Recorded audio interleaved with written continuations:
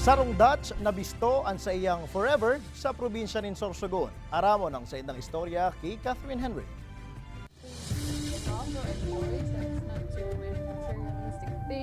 Iba ang pusong Bicolano.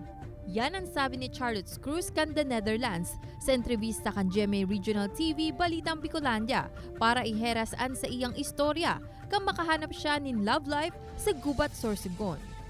Pirang taon nang iniikot ni Charlotte ang enterong kinaaban bago siya mag-abot sa sarong surf camp kung saan nabisto niya ang Gubatnon surfer na si Eman Espinol. Especially Iman, it's not really all the Filipino guys are the same, but of course he's so very caring, and when I met him immediately how he was teaching me how to surf. Sigun pa sa daraga, dahil niya mairiribay ang katrangkiluhan na namate, puon ka mag-abot siya sa Sorsogon. Ang lugar sa buot, magayon na ang kapalibutan, malinig, asin mabuot ang mga tao.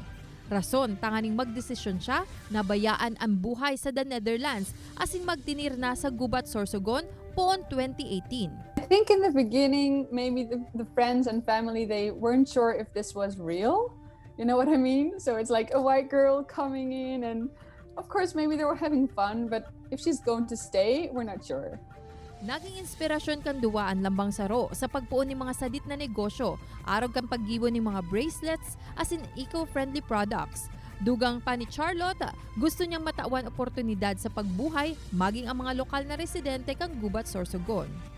Pagirumdum man ni Charlotte sa mga nasa parehong sitwasyon na ipadagos lang ang pagdangog sa namamatean kang puso.